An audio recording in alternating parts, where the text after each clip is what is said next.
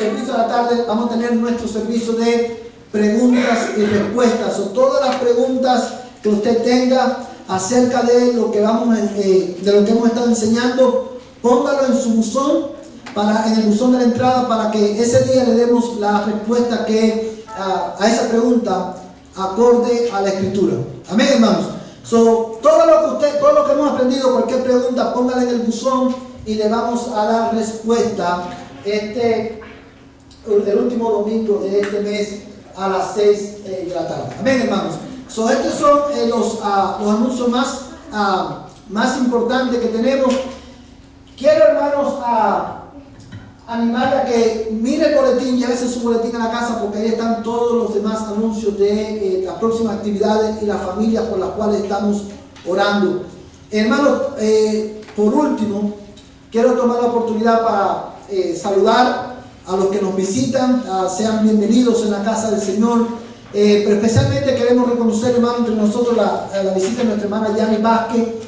Los que no conocen a la hermana Vázquez, fue miembro de nuestra iglesia por muchos años y ella pasó por un proceso, hermano, de enfermedad. Necesitaba trasplante en sus riñones, y por mucho tiempo en nuestra iglesia y sus hermanos en Cristo de otras iglesias también estuvimos orando para que Dios la sostuviera, para que Dios le concediera tener el trasplante que ella necesitaba. Y por la gracia de Dios, ya la hermana Yani tuvo su trasplante, tuvo su cirugía. Como la pueden ver, está sana y salva aquí entre nosotros.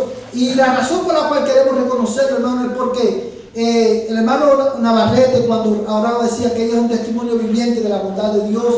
Pero también la hermana Yani es un testimonio viviente de que cuando la iglesia ora, Dios responde su oración. Dios responde el clamor de su pueblo acorde a su voluntad. Amén, hermano. Hermana, bienvenida nuevamente entre nosotros. Que el Señor te bendiga. Hermano, antes de irse, asegúrese de saludar a la hermana Yani, de saludar a las visitas que están aquí con nosotros. Y habiendo dicho esto, hermano, quiero invitarles a que vayamos a la palabra del Señor. Vamos a darle lugar a los niños, para que los niños hasta 6 años van a pasar con la hermana Ariela, y de 7 años en adelante se quedan aquí con nosotros.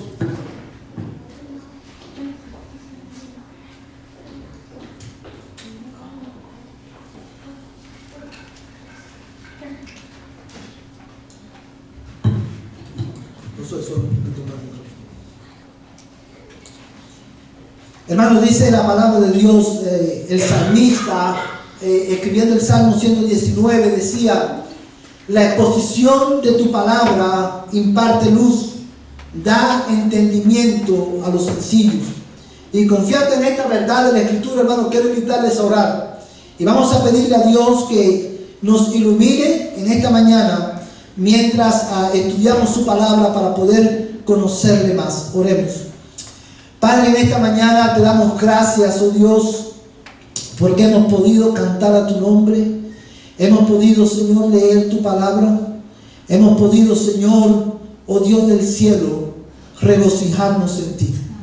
Hemos podido confesar nuestros pecados. Hemos ofrendado, Señor. Ha sido bueno para nuestras almas estar en tu casa en esta mañana. Y es por eso, mi Dios amado, que quiero rogarte en el nombre de Jesús, que ahora que vamos a escuchar tu palabra, tú, Señor, por medio de ella, impartas luz y nos des entendimiento. Quiero rogarte, Dios mío, en el nombre de Jesús, que mientras escuchamos tu palabra ser predicada, tu Espíritu Santo hable a nuestras vidas. Tu Espíritu Santo ilumine nuestro entendimiento para que podamos, Señor, comprender tu palabra y para que podamos obedecer tu palabra. Padre, yo te lo ruego en el nombre de Jesús. Señor amado, te suplico que tú, oh Dios, guarde nuestros corazones en este día. Señor, y no permitas que nada ni nadie, Señor, distraiga nuestra atención del mensaje que tú quieres darnos en este día, Señor. Yo te lo ruego, Señor, en el nombre de Jesús.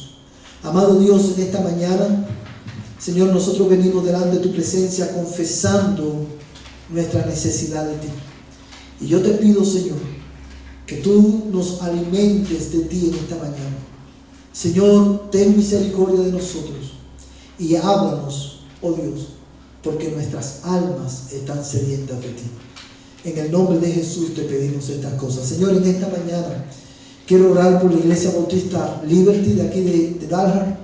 Oro, Señor, por su pastor Jeremy, mientras él predica tu palabra. Te ruego que tu Espíritu Santo, Señor, obre, Señor, en la iglesia local, que tu Espíritu Santo aplique y prospere tu palabra en el alma, Señor, de cada persona que tú has llevado, Señor, a esa iglesia local en este día. Bendice el ministerio de Jeremy, bendice, Señor, su familia, bendice la iglesia y concédeles a ellos también continuar siendo luz y sal en este pueblo. Yo te lo ruego, oh Dios, en el nombre de Jesús, en el nombre que es sobre todo nombre. Amén y amén. ¿Cómo los cristianos debemos de interpretar la muerte? ¿Cómo debemos de responder a esta realidad a la cual todos estaremos expuestos? ¿Cómo debemos responder a esta realidad que muchos de nosotros, todos nosotros, de una u otra manera tememos o queremos evitar? La respuesta a estas preguntas, hermanos, hemos estado dándole respuesta mientras consideramos desde el domingo pasado, hermanos, la vida de Abraham como un ejemplo de aquellos que mueren en fe. Y en esta mañana, hermanos, vamos a continuar con este tema. Vamos a enfocar nuestra atención en un aspecto adicional en la vida de aquellos que mueren, en la vida de aquellos que mueren en fe. Hoy, basados en estos versículos, hermanos, quiero predicarles un mensaje titulado Abraham, un ejemplo de los que mueren en fe, segunda parte.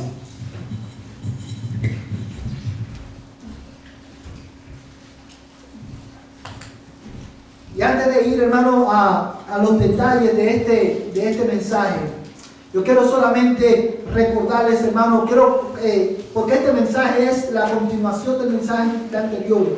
Quiero solamente a manera de introducción, hermano, recordar lo que vimos la semana pasada para que podamos poner en contexto lo que vamos a ver hoy. Cuando comenzamos a ver el versículo 13, el domingo pasado, nosotros aprendimos, hermano, que Abraham en la Escritura es presentado como un ejemplo de los que mueren en fe, porque la vida de Abraham ilustra que los hijos de Dios, los cristianos, morimos en esperanza, morimos llenos de esperanza, porque vivimos nuestro peregrinaje en este mundo sostenidos por la certeza de las promesas de Dios.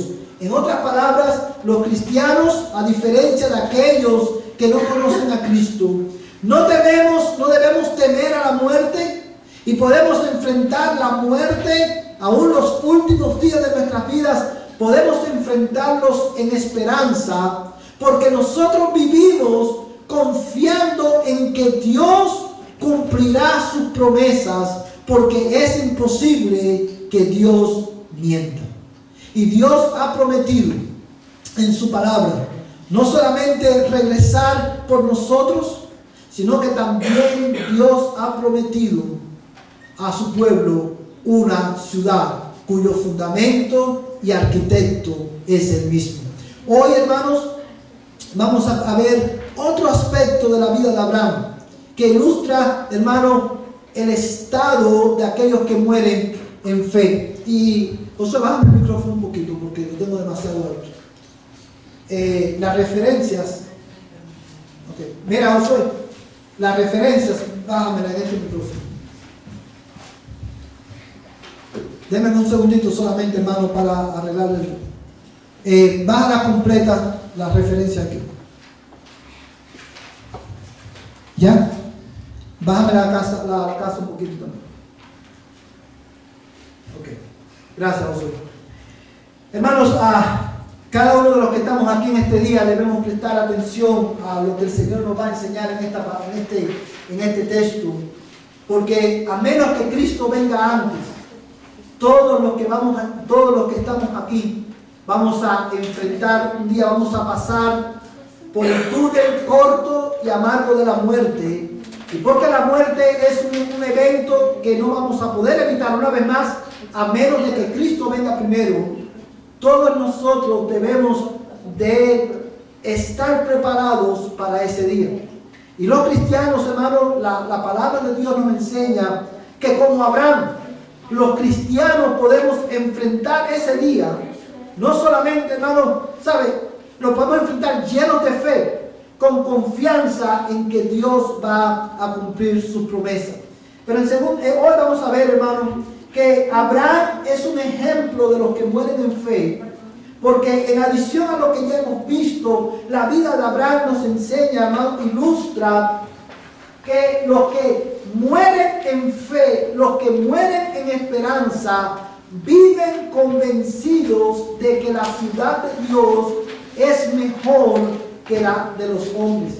Los que mueren en fe, los que mueren en esperanza, mueren de esa manera porque vivimos convencidos de que la ciudad de Dios es mejor que la ciudad de los hombres. Y mira conmigo, hermano, el verso 14. Vamos a leer el verso 14 nuevamente. Porque los que dicen tales cosas claramente dan a entender que buscan una patria propia. Verso 15. Y si en verdad hubieran estado pensando en aquella patria de donde salieron, habrían tenido oportunidad de volver. Pero en realidad anhelaban una patria mejor, es decir, celestial. Por lo cual Dios no se avergüenza de ser llamado Dios de ellos, pues le ha preparado una ciudad. Nuevamente, el autor de los Hebreos continúa tomando la vida de Abraham como un ejemplo. Y fíjate, hermano, la manera en que comienza el versículo 14. Porque los que dicen tales cosas. Claramente, quiero que mire, que note las palabras que el Espíritu Santo inspiró en el autor de los Hebreos al escribir este versículo. Porque los que dicen tales cosas claramente dan a entender que buscan una patria propia. Cuando nosotros leemos este versículo, dos preguntas saltan a nuestra mente. En primer lugar, ¿quiénes son todos estos? Y en segundo lugar, ¿a qué se refiere el autor cuando dice tales cosas? Bueno, amados hermanos, para poder responder esa pregunta, debemos de ir al verso 13. Si usted se fija en el verso 13, dice, todos estos murieron en fe. Todos estos, como vimos la semana pasada, se está refiriendo a Abraham y a su familia. Son los mismos todos que se mencionan, o son los que dicen, de los que habla el verso 14. Todos estos murieron en fe, sin haber recibido las promesas, pero habiéndolas visto y aceptado con gusto desde lejos. Y mira cómo termina el verso 13. Confesando que eran extranjeros y peregrinos sobre la tierra. Cuando el verso 14 dice, porque los que dicen tales cosas son Abraham y su familia, y por consecuencia todos los que estamos en Cristo. ¿Y qué es lo que decimos? ¿Qué es lo que confesamos? Que somos peregrinos y extranjeros en esta tierra.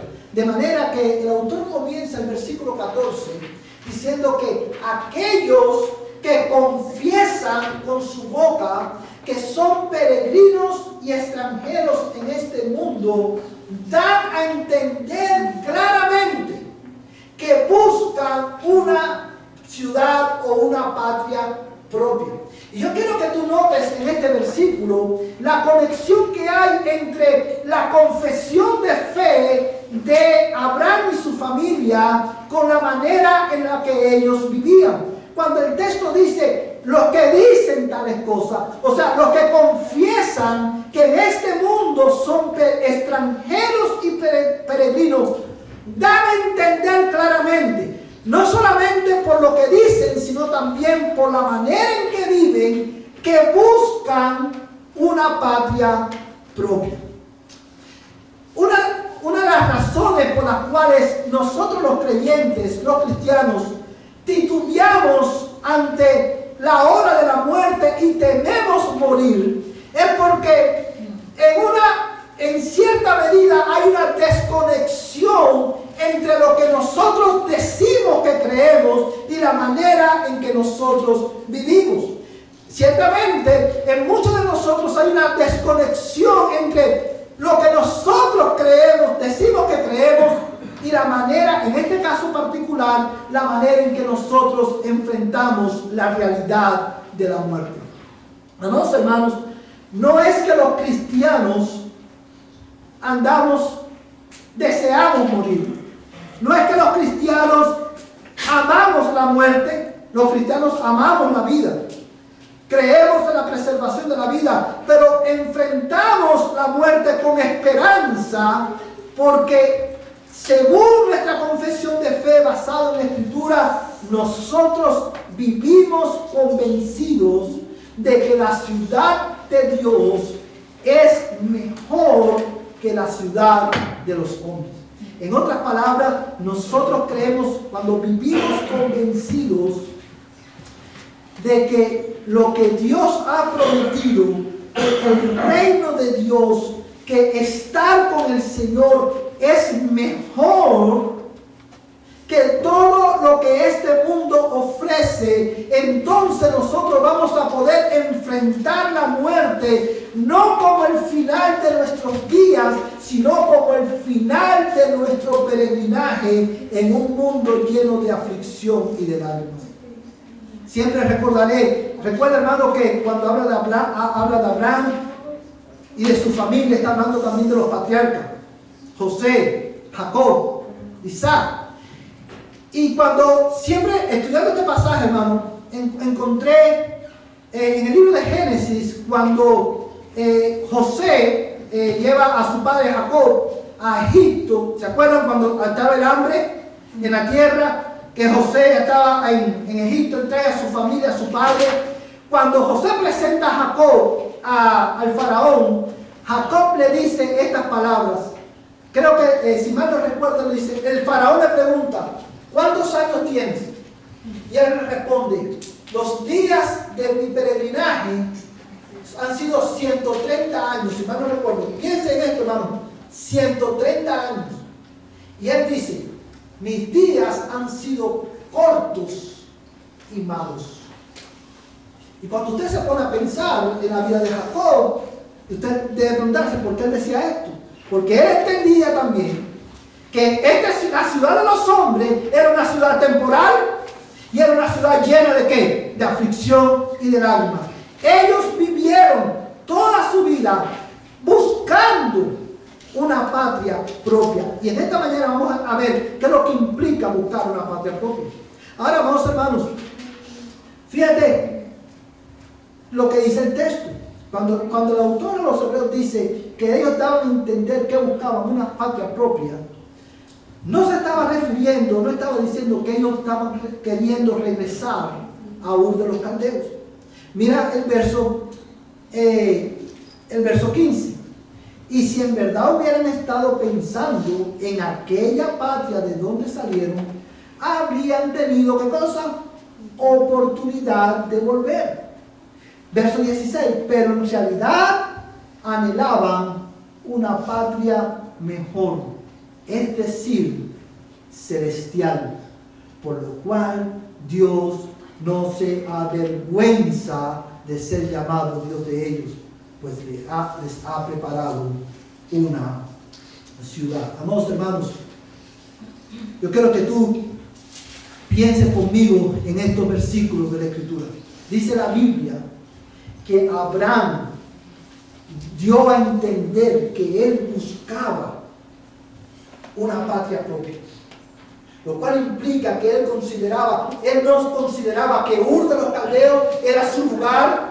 Él no se sentía en casa en Canaán tampoco. Él buscaba algo, como dice el texto, algo mejor, algo superior, algo que no era de este mundo. Él vivió toda su vida, todas sus decisiones giraban alrededor de llegar a esa patria.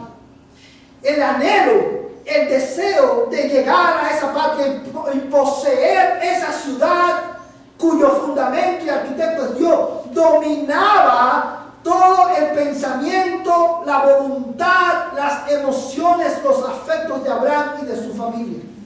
Y cuando nosotros leemos esto, debemos de considerar quién era Abraham.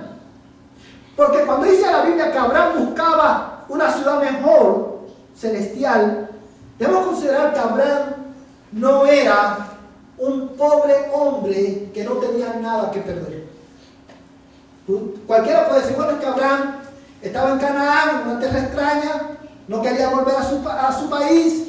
Si se moría, no tenía nada que perder en este mundo. Mira cómo la Biblia describe a Abraham. Quiero que vayas a Génesis capítulo 13, versos 1 y 2.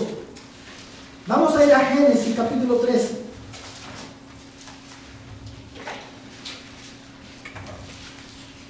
Génesis capítulo 13, versos del 1 al 2.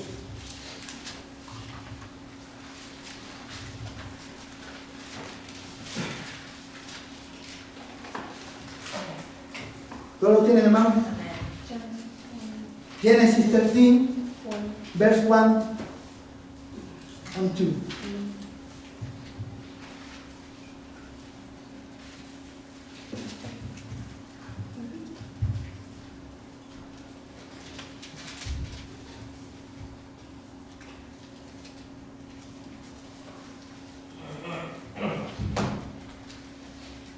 Mira lo que dice la Escritura, hermano. Subió pues Abraham de Egipto al Negev, él y su mujer, con todo lo que poseía, y con él Lot. Y mira el verso 2. Y Abraham era muy rico en ganado, en plata y en oro. Abraham no era un pobre miserable que si se moría, que lo mejor que le podía pasar en este mundo era morirse, porque no tenía nada. Abraham era un hombre que era rico en gran manera. Hermanos, si nosotros ponemos a Abraham en este tiempo, podemos decir, describiríamos a Abraham como una persona que alcanzó y disfrutó el sueño americano con creces. Bill Gates es un niño de teta en comparación con Abraham. Hermanos, Abraham no tenía todo. Y eso es importante tenerlo en cuenta, porque tú te percatas, cuando tú lo comparas con Hebreos capítulo 11, que el autor dice que Abraham buscaba algo mejor, una patria propia. Tú te tienes que preguntar, ¿cómo es posible que un hombre que lo tenía todo en este mundo, que era muy rico, hermano? Cuando usted continúa leyendo el verso 13, el capítulo 13 de Génesis, usted se va a dar cuenta que la Biblia dice que Abraham, dice, la razón por la cual Abraham y Lot se separan es porque la tierra no podía contener todas sus posesiones. Tenían tanto que tenían que dividirse. Imagínate la riqueza de ese hombre. Sin embargo, él vivía buscando una patria mejor, una patria propia, una patria celestial. Y usted se pregunta, ¿por qué?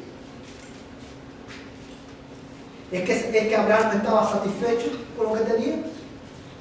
Bueno, la respuesta a esta pregunta, ¿sabes por qué Abraham, a pesar de todo lo que tenía, buscaba una patria mejor, más excelente? Porque Abraham sabía, hermanos, que la ciudad que Dios había preparado es mejor que la ciudad de los hombres. Porque la ciudad de los hombres, que es este mundo, con todos sus tesoros, son temporales e incapaces de satisfacer el alma del hombre. La ciudad de los hombres es una ciudad, una patria llena de dolor y aflicciones. Pero la patria que Dios ha diseñado para su pueblo, la ciudad que Dios ha diseñado para nosotros, es una ciudad mejor. Es una ciudad celestial. Mira cómo la Biblia compara la ciudad que Dios ha preparado para nosotros. Mira conmigo Apocalipsis capítulo 22, versos del 1 al 6. Apocalipsis 22, versos del 1 al 6.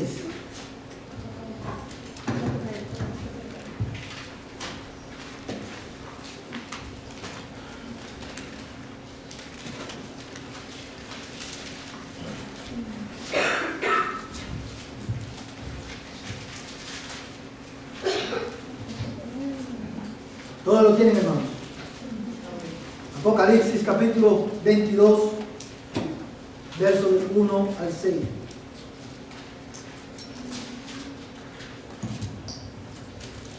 Dice la palabra de Dios de esta manera: y me mostró un río de agua de vida, resplandeciente como cristal, que salía del trono y del Cordero. Recuerden, hermanos, hacer una pausa aquí, que cuando Juan escribe Apocalipsis, Juan usa palabras y usa un lenguaje que es propio de Génesis. Cuando él describe la ciudad de Dios, que es la nueva Jerusalén, la nueva creación, él usa un lenguaje que lo vamos a encontrar al final, principalmente en Génesis, en el relato de la creación. Y él aquí está describiendo ¿un qué? Un río. Pero mira este río, hermano, cómo lo describe. Y me mostró un río de agua de vida, resplandeciente como cristal, que salía del trono de Dios y del Cordero. En esta ciudad que Dios ha preparado para su pueblo, Dios mismo es el centro y la fuente de la vida. Y la vida que procede de Dios es una vida que es pura. Y esto lo vemos en la imagen que usa de un río de agua de vida resplandeciente como cristal. Es una vida pura y Dios mismo es la fuente de esa vida. En la ciudad de Dios hay vida eterna y Dios es la fuente de esa vida. En la ciudad de Dios se caracteriza por ser una ciudad llena de vida. La ciudad de los hombres se caracteriza por ser una ciudad temporal y marcada por la muerte. Mira, hermano, el verso 2. En medio de la calle de la ciudad y a cada lado del río estaba, ¿qué cosa? El árbol de la vida, que produce 12 clases de fruto, dando su fruto cada mes, y las hojas del árbol eran para sanidad de las naciones.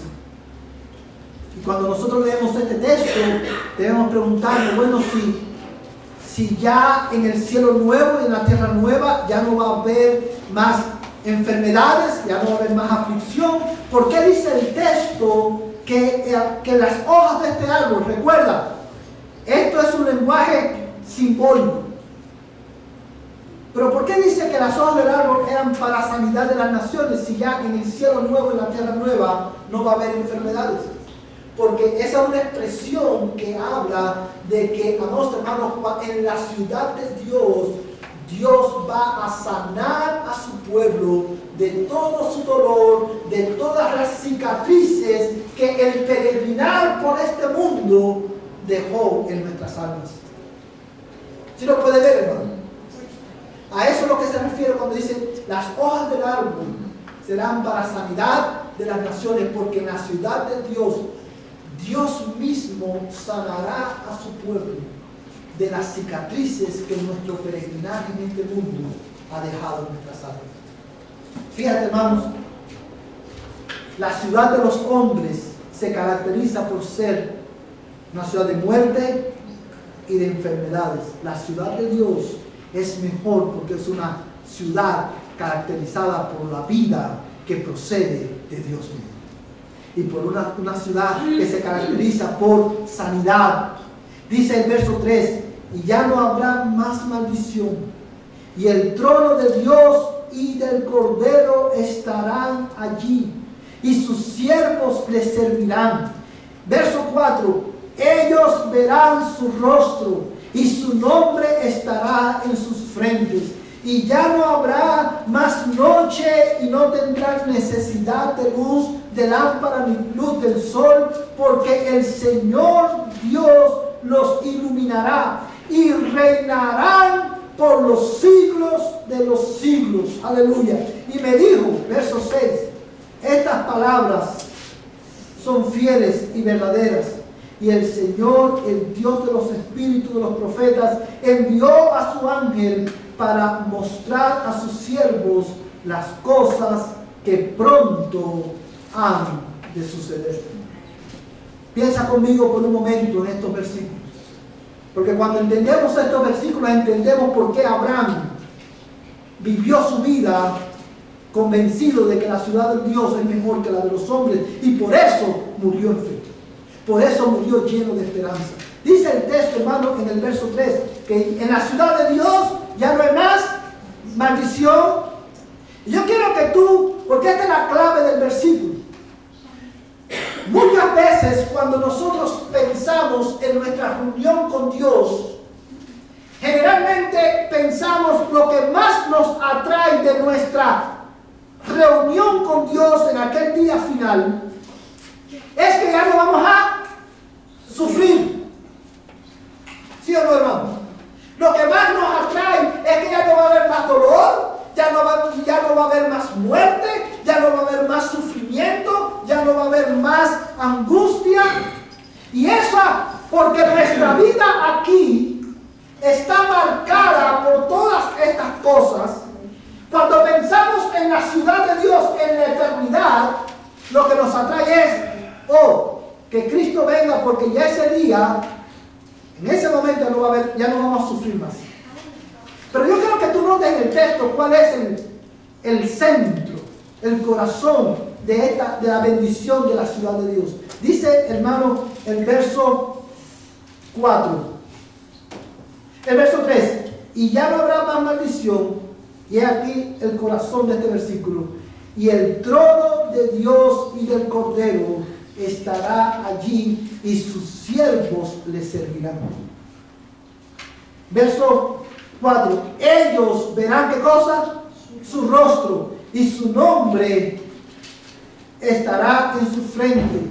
Y dice el verso 5, y ya no habrá más noche, y no tendrán necesidad de luz de lámpara ni luz del sol. ¿Por qué? Porque el Señor Dios los iluminará y reinarán por los siglos de los siglos. Amados hermanos, el centro, la ciudad de Dios es mejor que la de los hombres, porque en la ciudad de Dios, Dios mismo es el centro, no solamente de la vida, sino del gozo y la satisfacción en esa ciudad. Amén. El estar sin aflicción, el no tener más muerte, el no tener que lidiar más con el pecado, es un beneficio, es un resultado. Pero la ciudad de Dios es mejor que la de los hombres, no porque sencillamente no vamos a tener dolor, tristeza y no vamos a morir más, sino porque Dios mismo estará con nosotros. En esa ciudad nosotros veremos a Dios cara a cara y disfrutaremos de Él por los siglos de los siglos. Amén. Amén. Y es por eso que la ciudad de Dios es mejor que la ciudad de los hombres. Es por eso que Abraham vivía su vida convencido de que esta ciudad era mejor. Es por eso que Abraham vivía convencido. Amados hermanos, él vivía buscando una patria propia. Ni todos sus ganados, ni todo su oro, ni toda su plata competían en la mente de Abraham con la satisfacción de estar en la presencia de Dios y tener comunión con Él para siempre. Amén. Porque la ciudad de Dios es acerca de Dios. Amén. Bueno, el nombre lo dice, ciudad de Dios, porque Dios es el centro de la vida, la sanidad y la satisfacción del alma. Amén. Y cuando lleguemos a casa, estaremos con Él para siempre. Cuando, amados hermanos, cuando tú vives, yo creo que tú escuches bien esto, cuando tú vives convencido en tu corazón de que la ciudad que Dios ha preparado es mejor que la ciudad de los hombres, eso va a afectar radicalmente la manera en que tú y yo vivimos y la manera en que tú y yo morimos. Míralo en el texto. Vamos a volver a Hebreos. Vamos a ver Hebreos. Hay 3 verbos en este texto que son muy importantes. Hebreos capítulo 11. Let's go back to Hebrews chapter 11.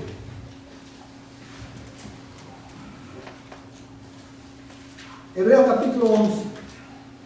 Mira el versículo 14, 15 y 16. Aquí hay 3 verbos que son importantes. Y la razón por la cual estos 3 verbos son importantes, porque describen el impacto de esta convicción en la vida de Abraham. Mira el texto, hermano. Verso 14, verso 14. Porque los que dicen tales cosas, ¿cuáles cosas? Que somos peregrinos extranjeros, claramente dan a entender que buscan, es el primer verbo, una patria propia. Verso 15. Y si en verdad hubieran estado pensando en aquella patria de donde salieron, habrían tenido oportunidad de volver. El otro verbo importante, ¿cuál es? Pensando. ¿Y por qué este verbo es importante? Este verbo es importante, hermano, porque describe el impacto que tenía esta convicción en la manera de pensar de Abraham. Abraham no pensaba, su pensamiento no estaba dominado por Ur de los Caldeos. Su pensamiento estaba dominado porque ellos no pensaban, no vivieron, hermano, yo quiero que usted piense en esto conmigo. Ellos no vivieron pensando, oh, ¿cuándo llegará el día en que yo pueda regresar a la casa de mi padre? Ellos estaban pensando en volver. Ellos estaban pensando en llegar. Porque vivían convencidos de que la ciudad de Dios es mejor que la de los hombres. Y ese verbo pensando es importante. Verso 16. Pero en realidad anhelan una patria mejor, es decir, celestial, por lo cual Dios no se avergüenza de ser llamado Dios de ellos, pues se le ha preparado una ciudad. El tercer verbo importante en este texto es anhelan, anhelar. Y la razón, una vez más, por la cual estos 3 verbos importantes, buscaban, pensaban y anhelaban, es importante porque describe el impacto que tuvo esta convicción en la manera de pensar de ellos, en la manera de actuar, en la manera, en sus afectos, lo que ellos anhelaban. Amados hermanos, quiero que esta verdad tú la traigas a casa aquí. Hermanos, cuando una persona vive convencida de que la ciudad de Dios es mejor que la de los hombres, eso va a determinar, va a reorientar las decisiones y las prioridades de los hombres. Amados hermanos, piensa conmigo en esto por un momento. Cuando tú sabes y estás plenamente convencido, sin dudar, de que lo que, y yo te lo repito una vez, que lo que Dios ha prometido es mejor, tú vas a dedicar tu vida, vas a gastar tu vida en buscar lo que Dios ha prometido.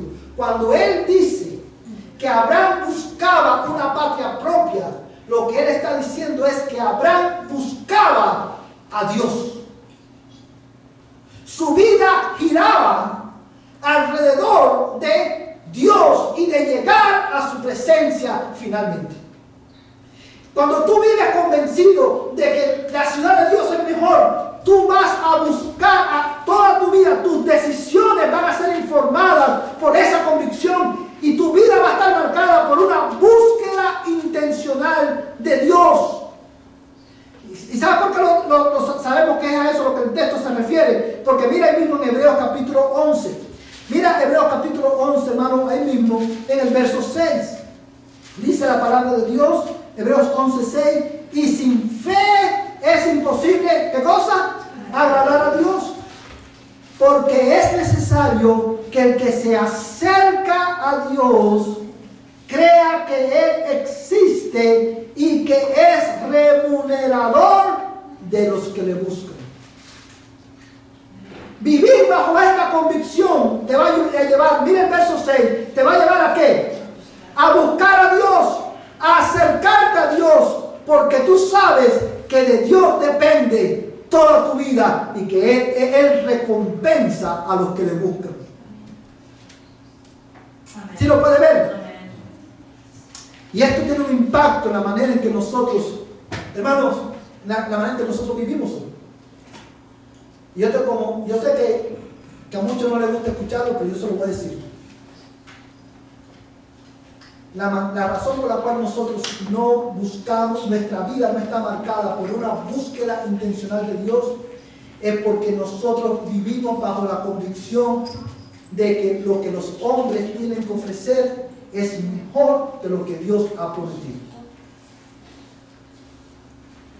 ¿Por qué? ¿Por qué no tenemos tiempo de buscar a Dios? ¿Por qué tú no tienes tiempo para buscar a Dios? Porque todos decimos, porque tenemos mucho trabajo. No tenemos tiempo. En este mundo nos las pasamos en este país trabajando de sol a sol. ¿Sabes por qué? Porque en el fondo de nuestro corazón, aunque decimos que creemos en la resurrección y que creemos que sí, Dios ha prometido una ciudad mejor, nosotros creemos que lo que este mundo ofrece, que los tesoros de este mundo son mejores que la ciudad de Dios. Y por eso gastamos nuestra vida en alcanzar estos tesoros que no satisfacen y que son temporales. Pero si tú vivieras bajo la convicción de que la ciudad de Dios es mejor, tu vida va a estar marcada por una búsqueda continua e intencional de Dios.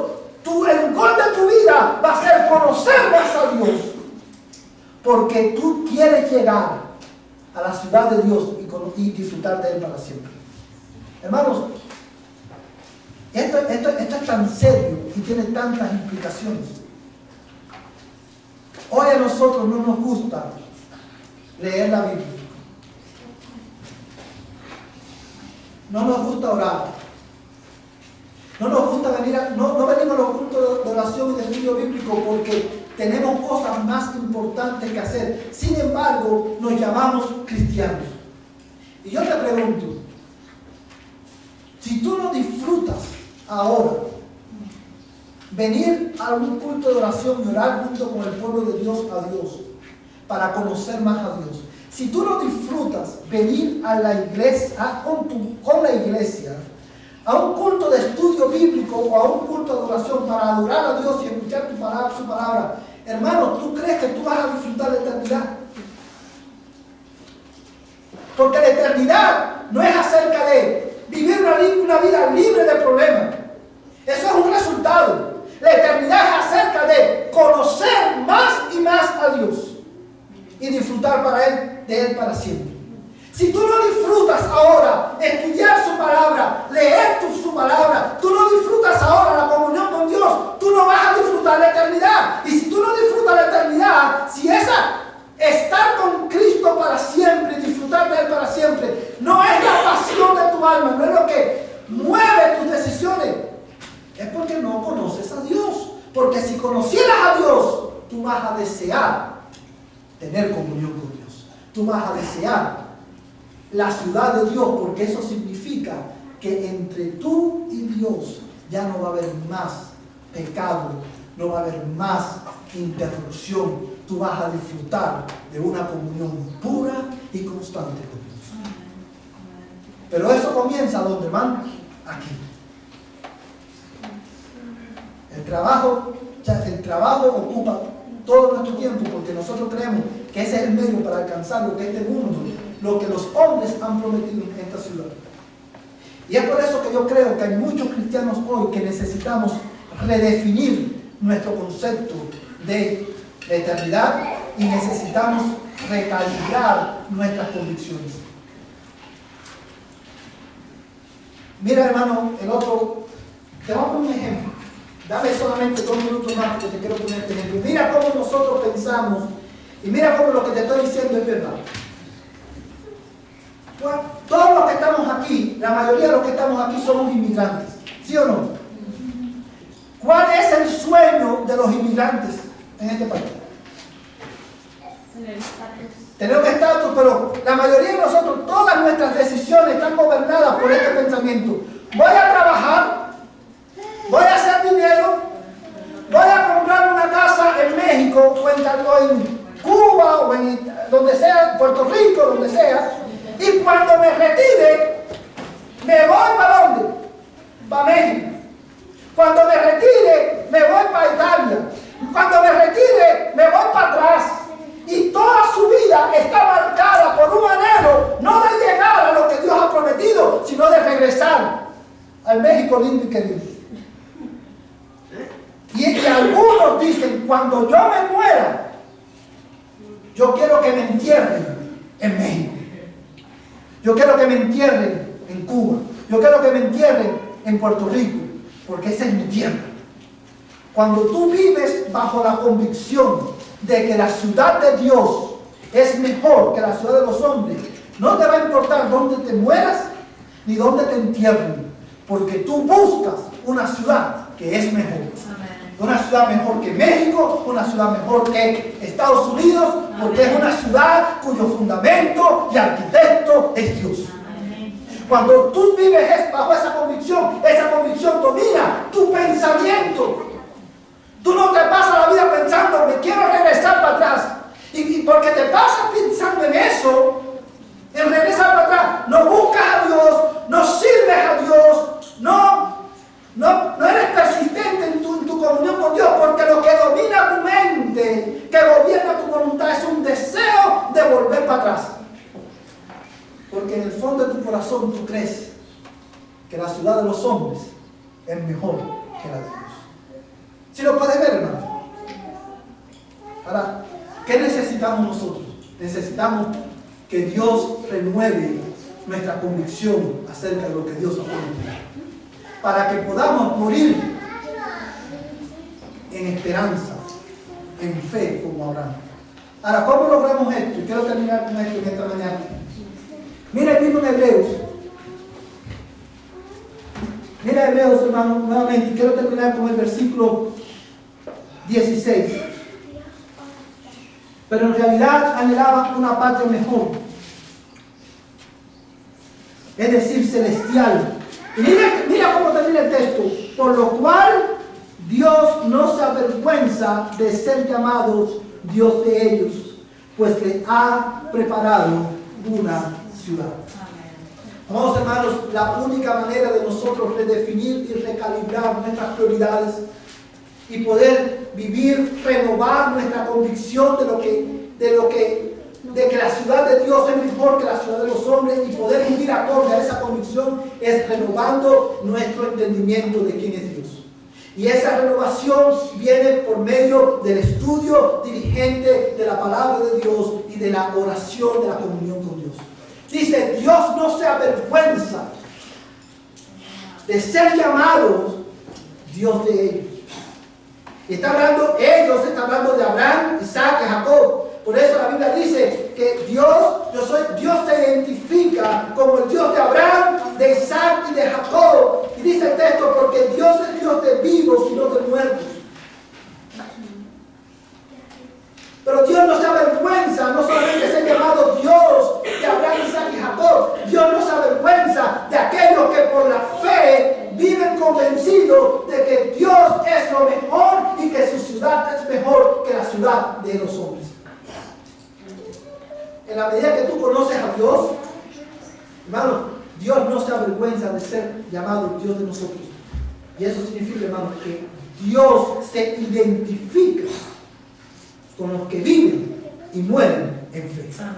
Dios recompensa la fe que Él le da a los que creen.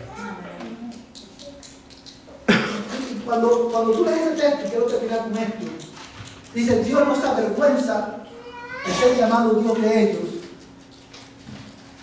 Implica que hay algunas personas de las cuales Dios se va a avergonzar en aquel día final. Y hay muchos muchos cristianos o muchos llamados cristianos de los cuales Dios se avergüenza de ser llamado Dios de ellos. O sea, en el sentido de que sus vidas no dan gloria a Dios.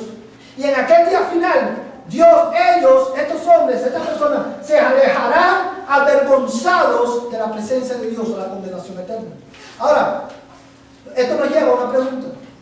¿Qué tenemos que hacer para que Dios nos avergüence de ser llamado Dios de nosotros? ¿Una gran revolución moral en nuestras vidas? ¿Grandes sacrificios? ¿Es eso lo que tú tienes que hacer para que Dios nos avergüence de ser llamado Dios tuyo? No. No es un gran sacrificio, no son grandes obras morales. Lo que tú necesitas, lo que yo necesito para que Dios nos avergüence de ser llamado Dios de nosotros, es creer en Él, poner nuestra fe en Él, poner nuestra confianza en Él, tener fe en Dios, como decía el pastor John Piper, es desear a Dios, es desear lo que Dios ha prometido para su pueblo. Por eso el texto dice, Él les ha preparado una ciudad. Y yo te pregunto en esta mañana, ¿de qué ciudad tú eres ciudadano? ¿De la ciudad de los hombres o de la ciudad de Dios? ¿Cómo tú puedes saber eso? ¿Cuál es el anhelo de tu alma? Tú vives bajo la convicción de que la ciudad de Dios es mejor que la de los hombres y en consecuencia vives tu peregrinaje. O tú vives buscando y enfocando tu atención en lo que este mundo promete y ofrece.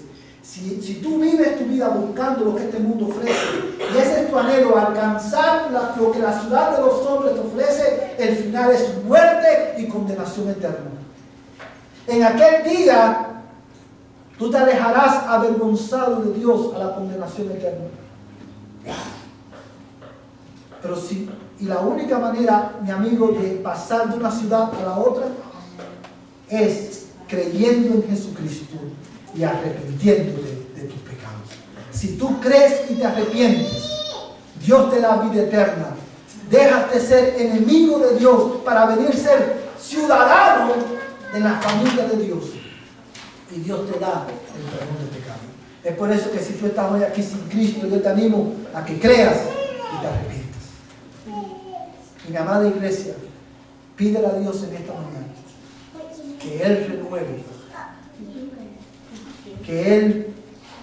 renueve nuestras convicciones y que la convicción de que su ciudad es mejor que la de los hombres gobierne tu pensamiento, gobierne tu voluntad y gobierne tus afectos.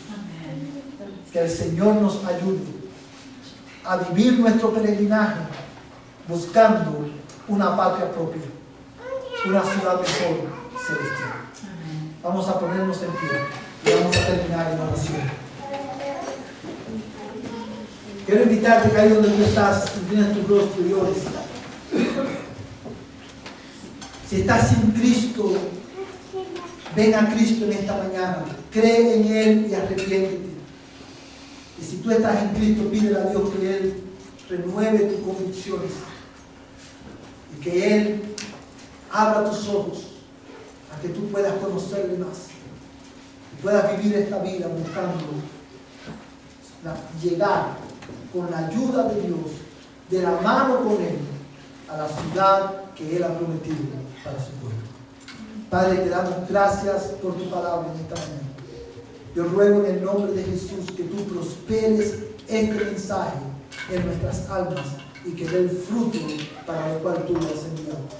Yo ruego en el nombre de Jesús que tú, Señor, ayudes a tu pueblo a aplicar estas verdades en nuestro día a día a partir de esta semana. Y ahora, Señor, que vamos a nuestros hogares, que el amor de Dios, el Padre Celestial, la gracia de Jesucristo, el Señor y Salvador de nuestras vidas, y la comunión del Espíritu Santo, la tercera persona de la Trinidad, sea con tu pueblo, desde ahora y hasta que Cristo venga por nosotros. Amén y amén. Vayan en paz, estamos despedidos.